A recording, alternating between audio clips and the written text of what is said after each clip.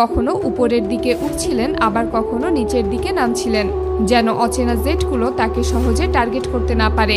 অবশেষে সেই 2 মিনিট শেষ হওয়ার পর আকাশে দেখা যায় আরও 2টি যুদ্ধবিমান এসে পৌঁছেছে। আলী আসগার এবং আজমির নামের 2 পাইলট MiG-29 যুদ্ধবিমান নিয়ে সেখানে এসে যোগ দেন। এই বিমানগুলো রাশিয়ার তৈরি।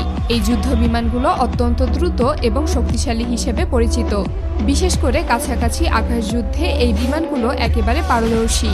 এগুলো খুব অল্প জায়গার মধ্যে দ্রুত ঘুরতে পারে, দ্রুত টার্গেট লক করতে পারে এবং খুব দ্রুত আক্রমণ চালাতে পারে। এই কারণেই এই যুদ্ধবিমানকে আকাশের শিকারী বলা হয়। এখন পরিস্থিতি কিছুটা পরিবর্তন হয়ে যায়। 3টি যুদ্ধবিমান একসাথে সেই অজানা জেটগুলোর সামনে গিয়ে দাঁড়ায়। এরপর রেডিওর মাধ্যমে পরিষ্কারভাবে সতর্কবার্তা দেওয়া হয়, আপনারা অবিলম্বে ইরানের আকাশসীমা ত্যাগ করুন।